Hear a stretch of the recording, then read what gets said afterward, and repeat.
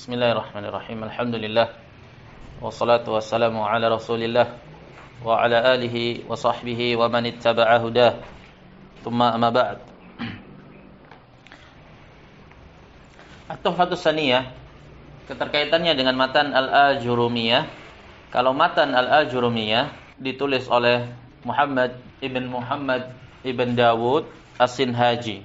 Muhammad ibn Dawud As-Sinhaji, ma'ruf dikenal dengan Ibnu Ajurrum, hidup di abad atau di akhir abad ke-6 Hijriyah dan awal-awal abad ke-7 Hijriyah. Matan Al-Ajurrumiyah terinspirasi dari nazam yang masyhur, yaitu nazam Alfiyah Ibn Malik. Wa subhanallah, termasuk dari tanda-tanda kebesaran Allah Subhanahu wa taala, bagaimana Allah jaga dan Allah lapangkan sebab-sebab terjaganya ad-din itu dengan senantiasa Allah ciptakan di setiap masa itu secara bergiliran itu orang-orang yang berperan untuk menggantikan para alim ulama yang telah meninggal. Contohnya Ibnu Ajurrum lahir di tahun di mana Ibnu Malik penulis Alfiyah itu meninggal. Ibnu Malik meninggal tahun 672 Hijriah. Di tahun yang sama lahirlah kemudian sosok yang menghidupkan ilmu nahwu, yaitu Ibnu Ajurrum. Ibnu Ajurrum kemudian tumbuh dewasa, menjadilah seorang ulama dan mencetuskan sebuah karya yang kita kenal dengan Al-Muqaddimah Al-Ajurrumiyah, matan Jurumiyah, yang itu diambil atau sebuah ringkasan yang sangat ringkas kesimpulan dari Alfiyah Ibnu Malik. Begitu ceritanya. Matan Al-Ajurrumiyah kemudian menjadi sebuah matan yang diterima secara luas, viral, bestseller di kalangan para pelaku ilmu di masa itu. Di kalangan penuntut ilmu kemudian mulai dikenal matan Al-Ajurrumiyah.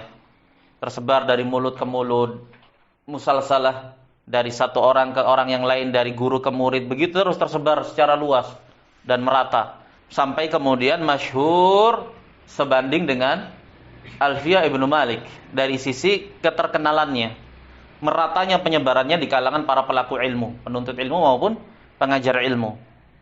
Matan Al-Ajurrumiyah ini sampai kemudian Allah jadikan keberkahan padanya, pada matan ini. Jadilah matan ini sebagai matan mu'tamad, jadi pijakan awal mayoritas para penuntut ilmu yang ingin mempelajari ilmu nahwu.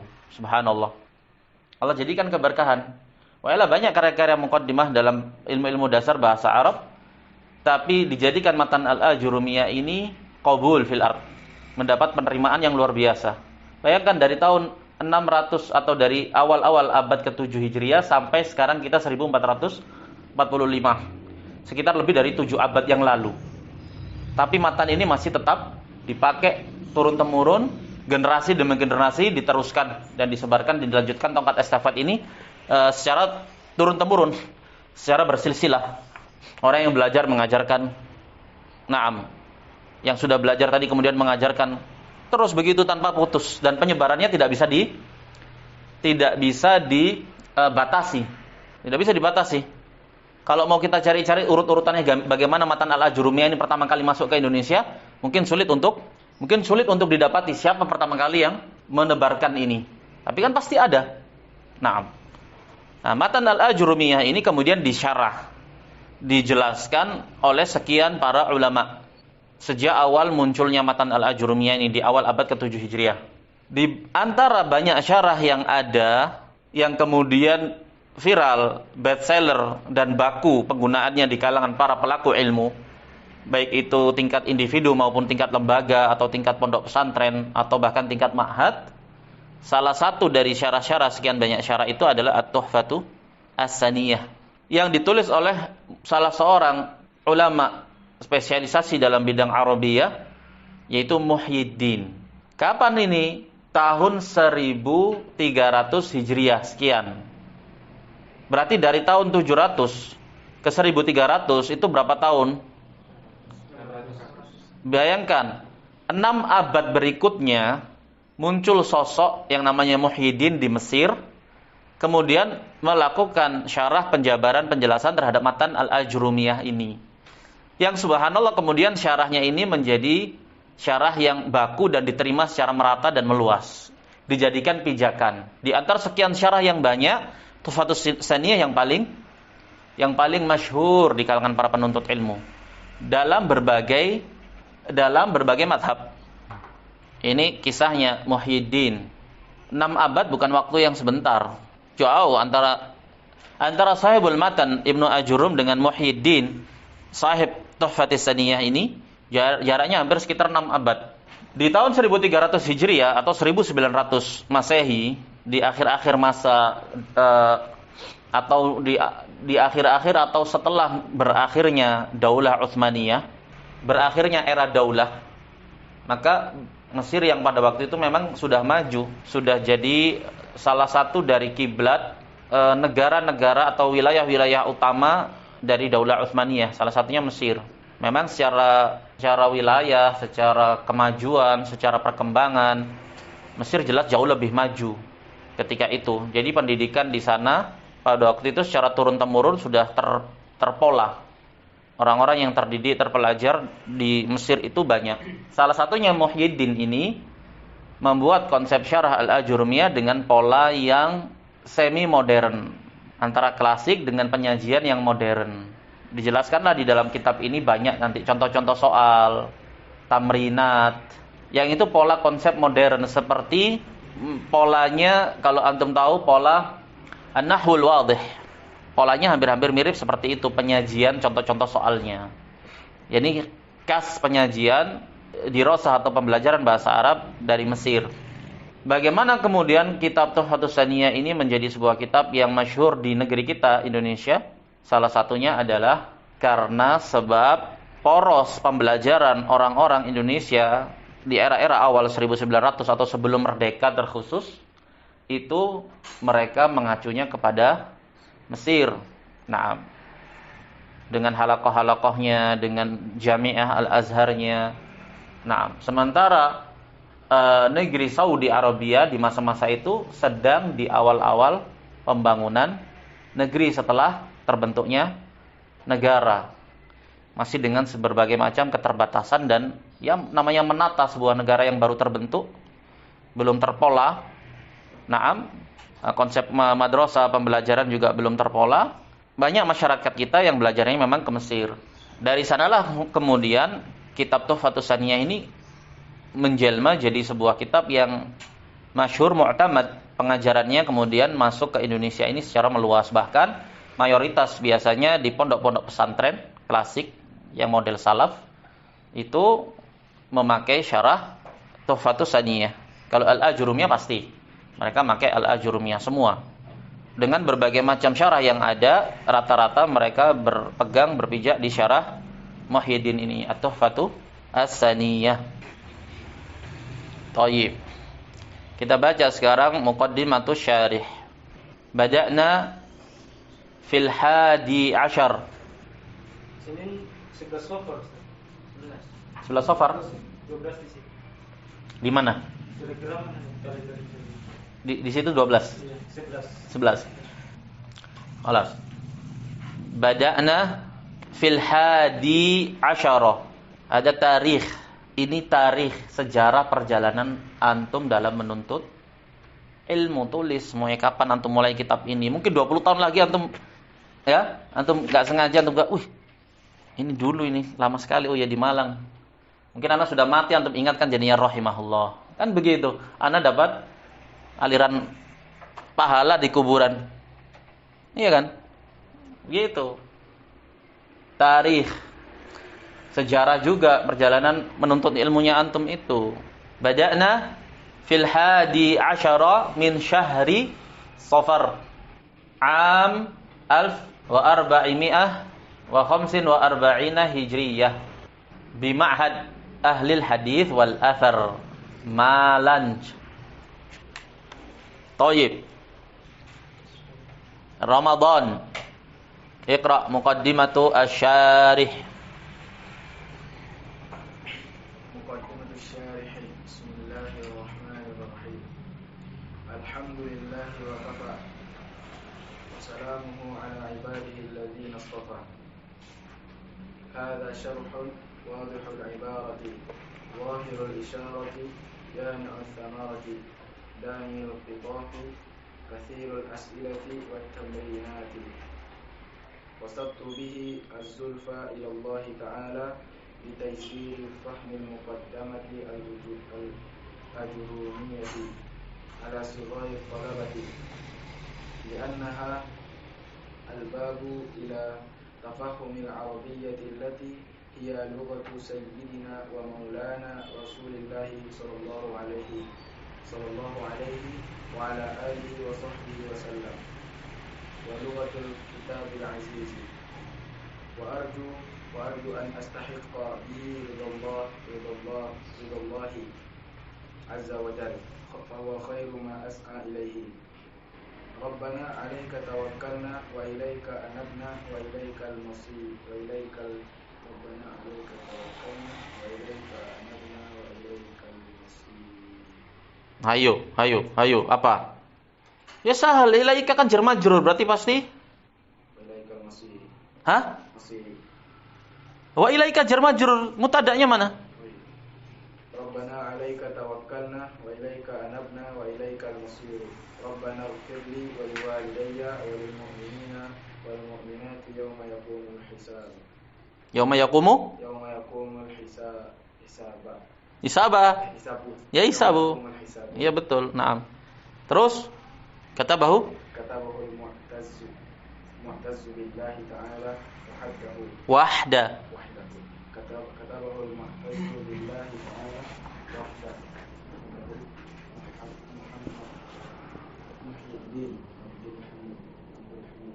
Ahsant. Muqaddimatus syarih. Bisa muqaddimah, bisa muqaddamah. Nah, muqaddimatus syarih. Bismillahirrahmanirrahim. Alhamdulillahi wa kafa. Segala puji hanyalah milik Allah wa kafa, dan cukup. Wassalamuhu ala ibadihi alladhina astafa. Dan salam Allah kepada hamba-hambanya alladhina astafa, yang mana Allah telah memilihnya sebagai pewaris para nabi. Makanya sadari antum-antum ini semuanya warathatul anbiya. Ketika Allah kasih taufik untuk belajar ilmu din, tafaqquh fid din, berarti itu nikmat yang tak terhingga. Berarti kan antum mustafa, pilihan termasuk dari sekian hambanya yang Allah kasih taufik untuk belajar ilmu agama. Wassalamuhu ala ibadihi alladhina astafa. Hada syarhun wadihul ibarati. Ini adalah syarah wadihul ibarati, jelas ibarahnya. Zahirul isyarati, tampak isyaratnya yang dimaukan dengannya. Yani'u ats-tsamarati, matang buahnya. Danil qitafi, rendah untuk dipetik. Utufu hadaniyah, rendah untuk dipetik dalam artian mudah kamu untuk memahaminya. Katsirul as'ilati wat tamrinati, banyak contoh-contoh soal dan latihan. Ini konsep penyajian semi modern. Qasadtu bihi zulfa ila Allah Ta'ala. Aku maksudkan dengan ini, dengan syarah ini, az-zulfa, at-taqarrub, kedekatan di sisi Allah Ta'ala, bitaysiri fahmil muqaddimatil ajurrumiyati, yaitu dengan memberikan kemudahan untuk memahami muqaddimah al-ajurrumiyah, memberikan kemudahan dalam pemahaman terhadap al-muqaddimati al-ajurrumiyah, maksudnya matan al-ajurrumiyah, ala sigharit talabati, kepada para penuntut ilmu junior. Ini kelasnya kelas junior. Li'annahal babu ila tafahhumil arabiyyati, karena hiya ay al-muqaddimah al-ajurrumiyah, dhamirha kembali ke al-muqaddimah al-ajurrumiyah. Li'annaha, dikarenakan matan al-ajurrumiyah itu adalah al-babu, adalah gerbang, pintu kepada pemahaman terhadap bahasa Arab. Allati, yang mana bahasa Arab itu, dia adalah lughatu sayyidina wa maulana, yang mana bahasa Arab itu dia adalah bahasanya sayyid kita dan maula kita, Rasulillahi, badal Rasulillahi sallallahu alaihi wasallam, wa lughatul kitabil azizi. Dan kenapa memahami bahasa Arab itu menjadi penting? Yang pertama karena dia bahasa Nabi kita sallallahu alaihi wasallam, dan dia juga bahasa Al-Qur'an. Wa arju an astahiqqa bihi ridallahi azza wa jal. Arju, aku berharap, an astahiqqa, an masdariyah bersama fi'ilnya fi ta'wili fi mahalli nasbin maf'ulun bih. Arju, aku berharap. Apa yang diharapkan? Ai istihqaqi bihi. An astahiqqa bihi, aku berharap untuk aku menjadi layak, pantas, berhak bihi, ai dengan sebab amalanku terhadap syarah matan Al-Ajurumiyah ini, aku berhak mendapatkan ridhonya Allah Azza wa Jal. Fahuwa khairu ma as'a ilaihi. Fahuwa ay ridallah. Ridho Allah itu adalah sebaik-baik apa yang aku berupaya dan berusaha kepadanya. Rabbana 'alaika tawakkalna. Rabbana mansub munada dari harfun nida mahdhuf. Takdirnya ya Rabbana. Rabbana 'alaika tawakkalna wa ilaika anabna. Wahai Rabb kami, hanya kepada Engkaulah kami bertawakal. 'Alaika jar majrur muqaddam. Muta'allaq dengan fi'il tawakkal. Jar majrur harusnya dia diakhirkan tawakkalna 'alaika.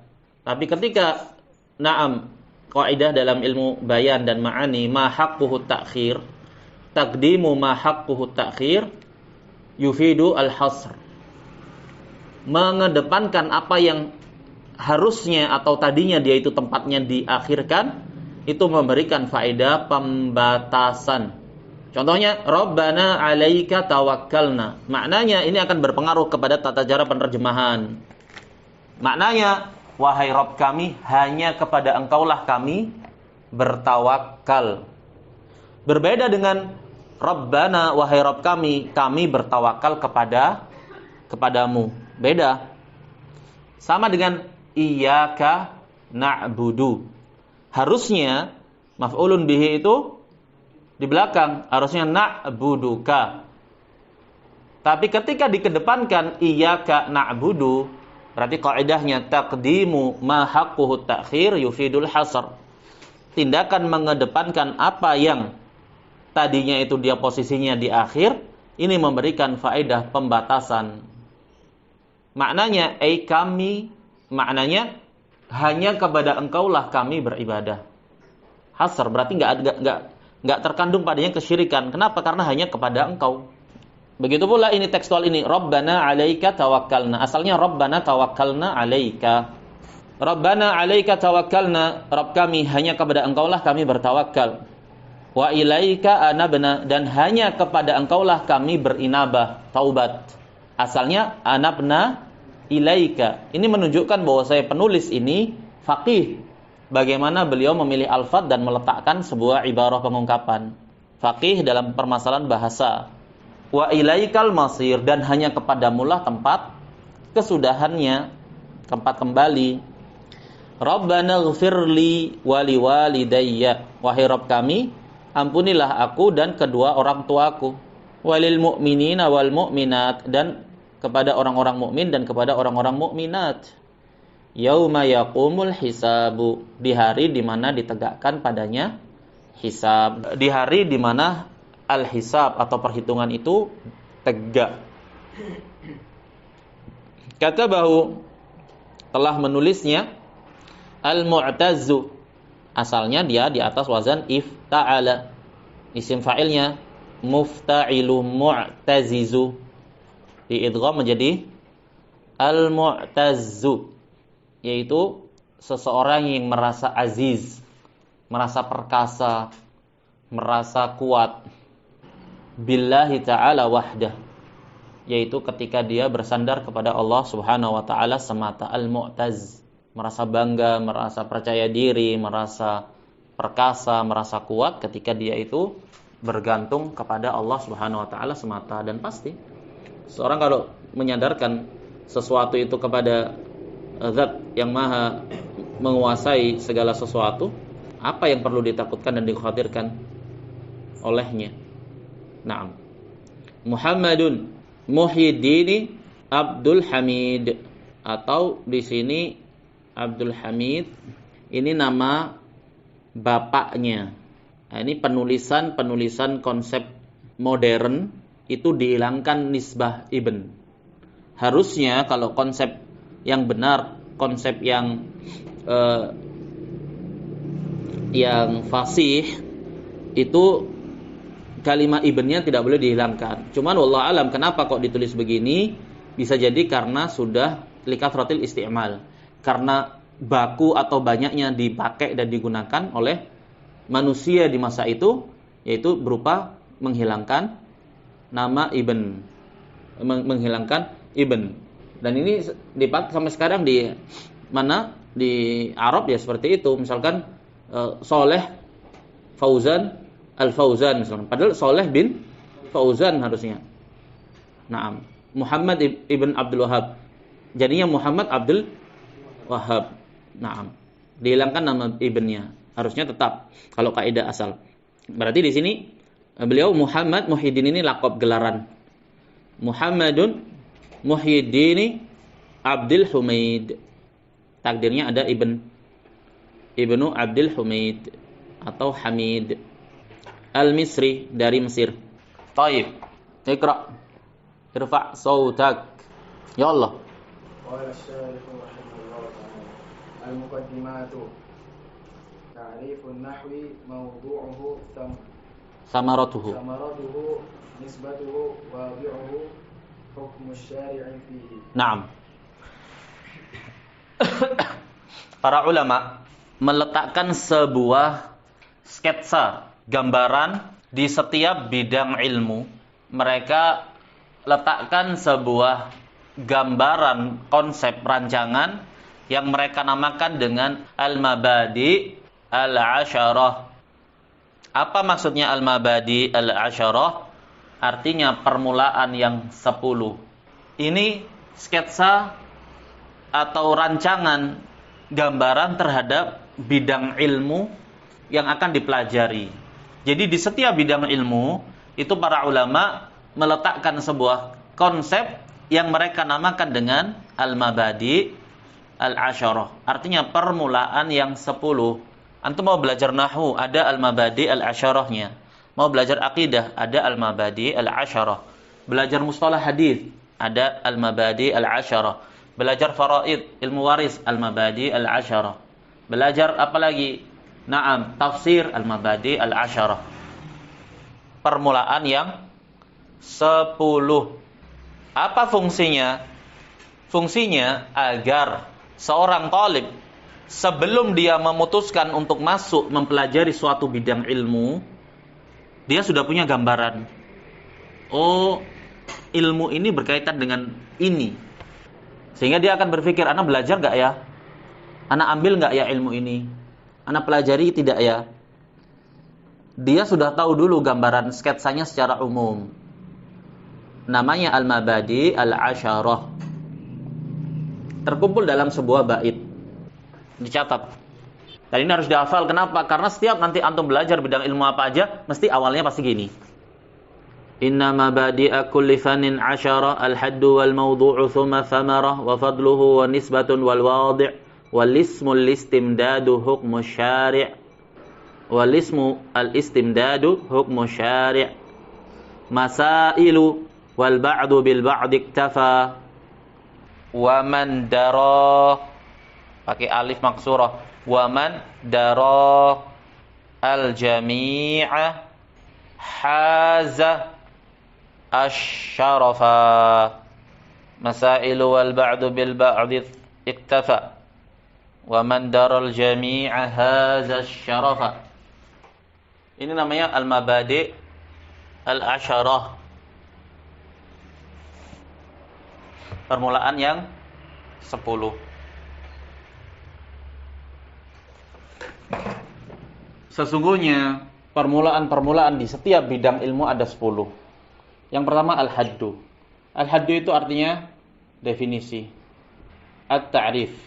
Al-haddu, apa sih definisi ilmu ini? Misalkan antum belajar apa ini antum? Belajar nahwu. Kalau ditanya, nahwu itu apa ya?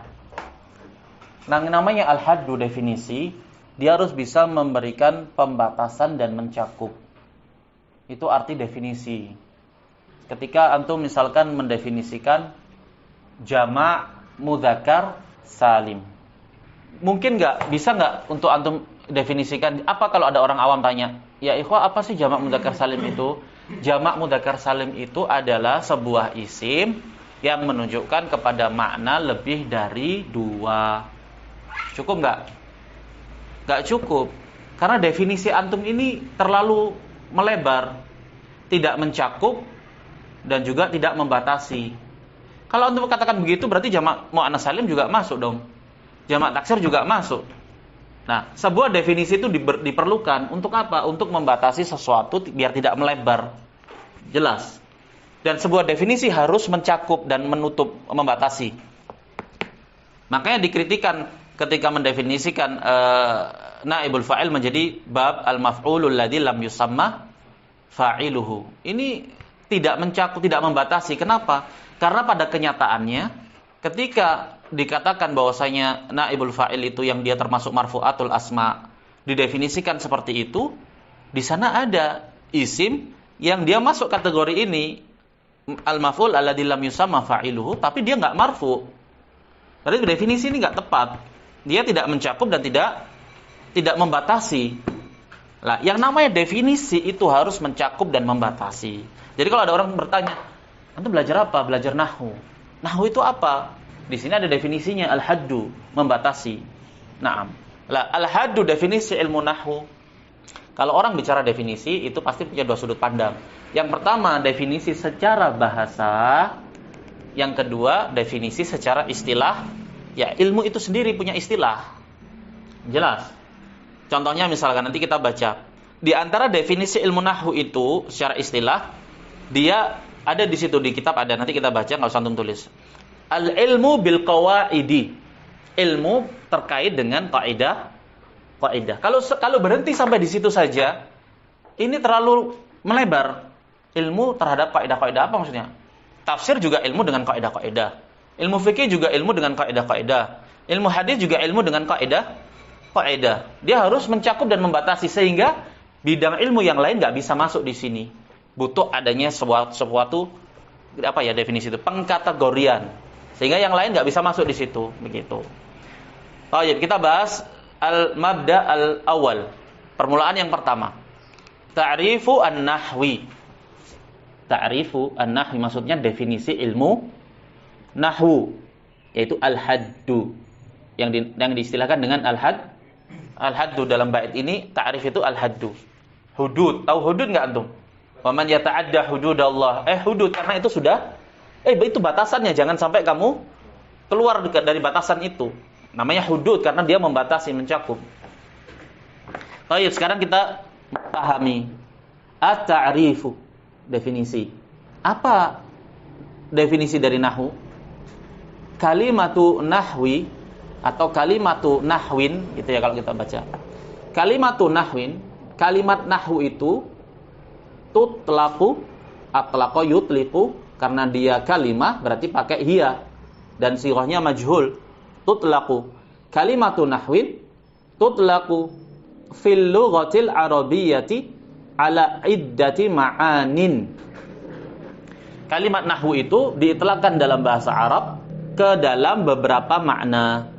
Kalimat nahwu itu diitlaqkan, disebutkan dalam bahasa Arab itu berarti ini secara bahasa ke dalam beberapa makna. Minha, di antara makna nahwu itu al-jihah, arah. Misalkan sekarang prakteknya bagaimana? Contohnya, taqulu, kalau kamu katakan dhahabtu nahwa fulanin, aku pergi nahwu fulan. Maksudnya apa? Nahwa di sini artinya jihata fulan. Aku pergi ke arah fulan. Yang mau dibahas ini nahwa di sini ternyata maknanya jihah, arah. Ai jihatahu. Maksudnya apa? Dhahabtu jihata fulanin. Dhahabtu jihata fulanin. Wa minha, dan di antara ha kembali ke makna-maknanya itu ma'anin, jamak dari makna.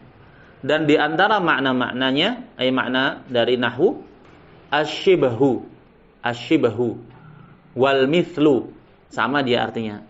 Asyibhu artinya apa? Serupa. Wal mithlu semisal. Taqulu, misalkan kamu katakan Muhammadun nahwu aliyin. Maksudnya apa nahwu di situ? Maksudnya mithlu Ali. Muhammad itu mirip sama Ali, semisal dengan Ali. Berarti nahwu di sini artinya adalah al-mithlu asyibahu. Syibahuhu wa mithluhu. Maksudnya adalah syibahuhu wa mithluhu. Lah nahwu secara bahasa, na'am, dihafal itu, dihafal. Di sini enggak ada ikhtifafnya. Apa di situ? Jadi masailun wal ba'du bil ba'di, enggak ada ikhtifafnya. Ya, harus ada iktafah, tambahi. Nahwu, ini faidah. Kasih catatan kaki di iddat ma'anin. Di kata ma'anin itu antum tulis catatan kaki ini. Terus cari tempat untuk menulis. Di kata-kata ma'anin. Sudah? Itu loh, tutlaqu fil lughatil arabiyyah ala iddati ma'anin. Sudah? Nah, ma'anin itu antum kasih catatan kaki. Tulis sekarang baitnya. Dalam bait itu ada namanya as-sadru wal ajz. Setiap bait itu berpasangan, as-sadru wal ajz. As-sadru itu yang pertama, al-ajz itu yang kedua, kayak ini. Ini namanya sadru. Ini namanya ajz. Ini sadru, ini ajz. Begitu selalu. Paham? Lah, sadru biasanya ajznya tertulis di sebelahnya sini. Baik. Terus antum tulis linnahwi sab'u ma'anin. Linnahwi sab'u ma'anin qad atat. Enggak, ini sadr. Tetap sadr. Linnahwi sab'u ma'anin qad atat lughatan. Linnahwi itu sab'u ma'anin, 7 makna-makna. Qad sungguh atat telah datang. Ata bersama dengan tak ini jadinya atat lughatan, secara bahasa. Ini sadrunya. Linnahwi sab'u ma'anin qad atat lughatan. Sekarang ajznya jam'uha dhimnu. Jam'uha dhimnu baitin. Jam'uha dhimnu baitin mufradin kamula. Linnahwi sab'u ma'anin qad atat lughatan. Jam'uha dhimnu baitin mufradin kamula. Jam'uha dhimnu baitin mufradin kamula. Sekarang bait kedua. Itu tadi bait yang pertama sadru wal ajz. Sadrnya linnahwi sab'u ma'anin qad atat lughatan. Ajznya jam'uha dhimnu baitin mufradin kamula. Harus terbiasa antum dengan bait-bait saya. Nanti kita belajar arud, insyaallah. Jam'uha dhimnu baitin mufradin kamula. Bait kedua qasdun. Qasdun wa mithlun wa miqdarun.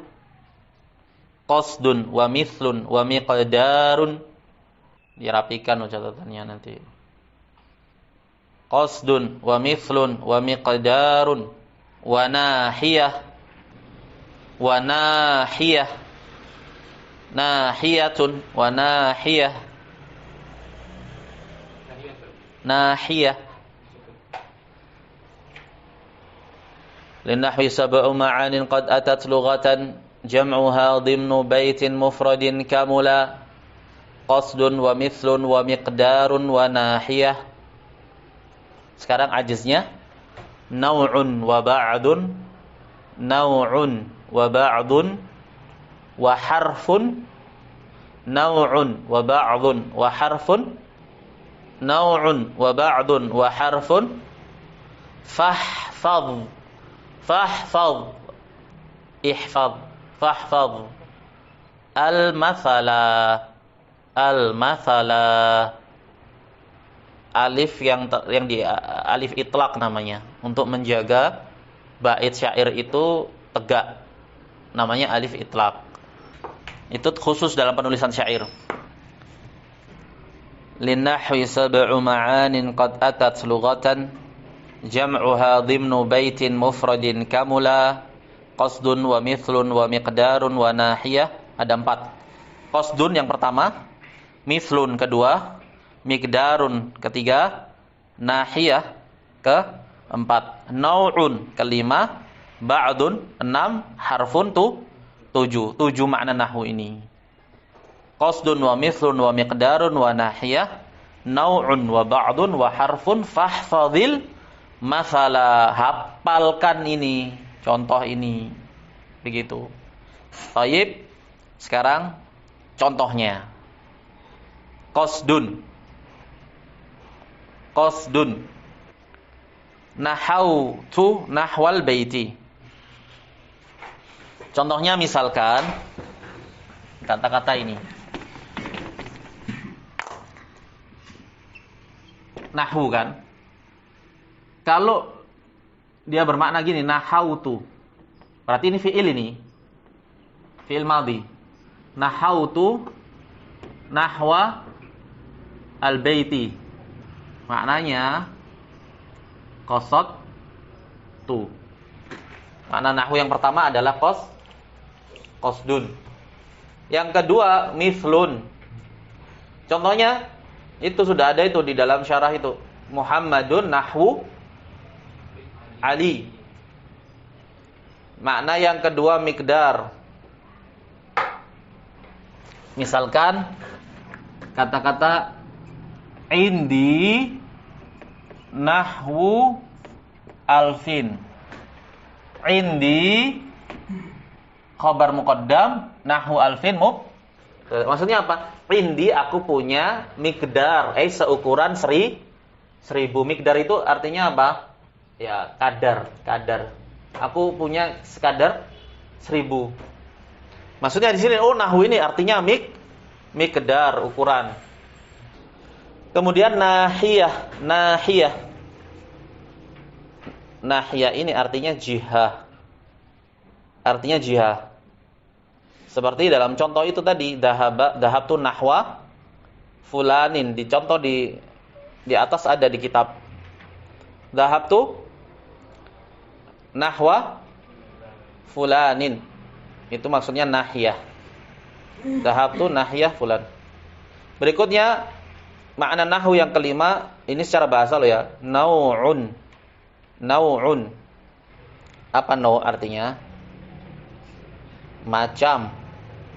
Misalkan kam nahwan minal qalam malakta. Kam nahwan minal qalam malakta. Kam nahwan maksudnya kam nau'an. Berapa macam dari pena yang kamu punya? Naam. Atau misalkan al-i'rabu wa aqsamuhu arba'atun misalkan. Atau diganti anha'u wa anha'uhu. Nahwu jamaknya anha. Wa anha'uhu arba'atun. Anha bermakna aqsam. Anwa. Makna yang keenam dari nahwu maknanya ba'd, sebagian. Contohnya apa? Akaltu nahwa al-khubzi. Akaltu nahwa al-khubzi. Maksudnya aku makan sebagian roti. Akaltu nahwa al-khubzi. Yang terakhir, yang ketujuh maknanya harfun. Harfun ini artinya tahrif. Harf bukan huruf, tapi tahrif. Apa tahrif? Tahrif itu artinya penyelewengan. Misalkan al-mubtadi'u, ahli bid'ah itu yanha al-Qur'ana, memalingkan lafaz atau memalingkan makna Al-Qur'an. Yanha artinya harf. Maksudnya apa? Tahrif, memalingkan. Berarti dari sini makna nahwu saja secara bahasa itu ada 7. terkumpul dalam sebuah bait linahwi sab'u ma'anin qad atat lughatan. Bagi nahwu itu ada 7 makna telah datang secara bahasa. Jam'uha dhimnu baitin mufradin kamula. Terkumpulnya itu semua 7 makna terkandung dalam bait, sebuah bait tunggal yang sempurna. Apa itu? Qasdun wa mithlun wa miqdarun wa nahya naw'un wa ba'dun wa harfun fahfadhil masalah. Naam. 2 bait ini ditulis di atas buku catatan, buku saku. Jadi nanti soal kita tanya, sebutkan abyad al-mabadi al-asyar, langsung antum sebutkan. Sebutkan dalil bahwasanya nahwu ada 7 macam, ada 7 makna. Antum tinggal sebutkan baitnya. Gitu. Jelas?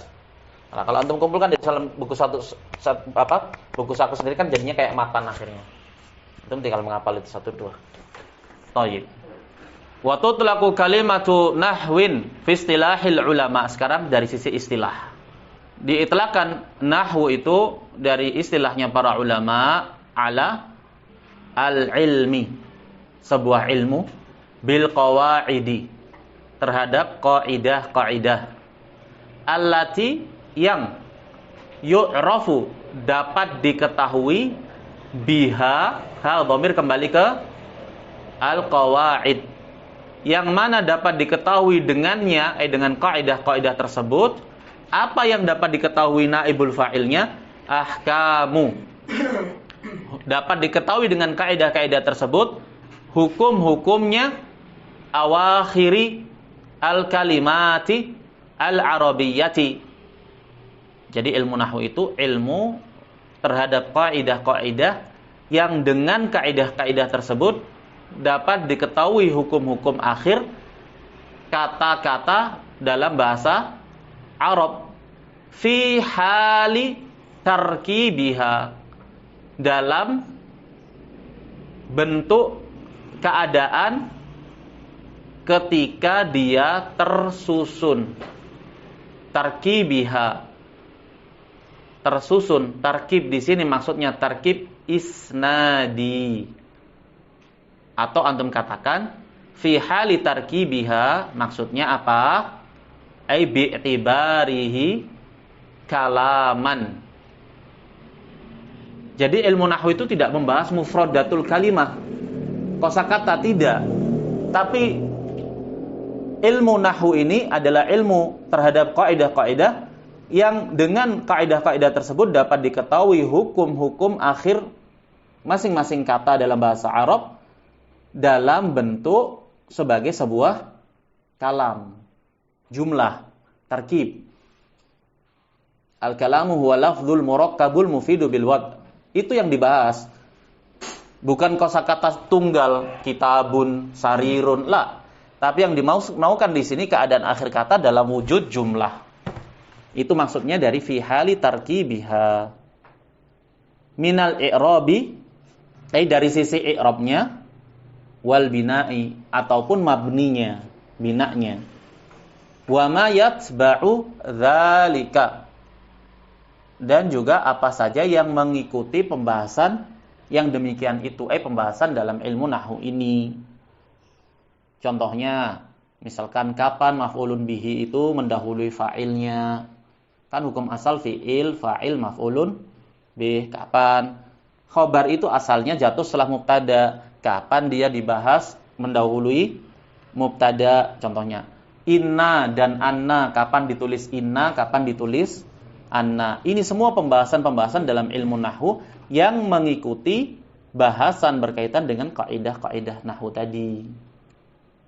Nah, itu dari sisi bahasa dan istilah ilmu nahwu. Baik, kita cukupkan sampai di sini. Dalam al-mabadi al-asyarah yang 10 ini kita kenali dulu yang pertama, yaitu al-haddu, artinya definisi. Ditanya nanti definisi ilmu nahwu apa secara bahasa dan secara istilah. Jadi antum paham ilmu nahwu itu apa sih sebenarnya? Ilmu nahwu itu gini loh. Sehingga tergambarkan secara utuh. Baik. Wassallallahu wasallam ala nabiyyina Muhammad wa ala alihi wa sahbihi ajma'in. Antum, karena kita belajar syarah, ya kan? Jadi ana akan maksimalkan bagaimana antum memahami syarah. Sehingga ketika antum murojaah sendiri, antum sudah harus bisa memahami, karena ana membacakan dan menjelaskan apa yang sudah tertulis di dalam syarah. Jadi hakikatnya kita belajar bersama ini. Barakallahu fiik.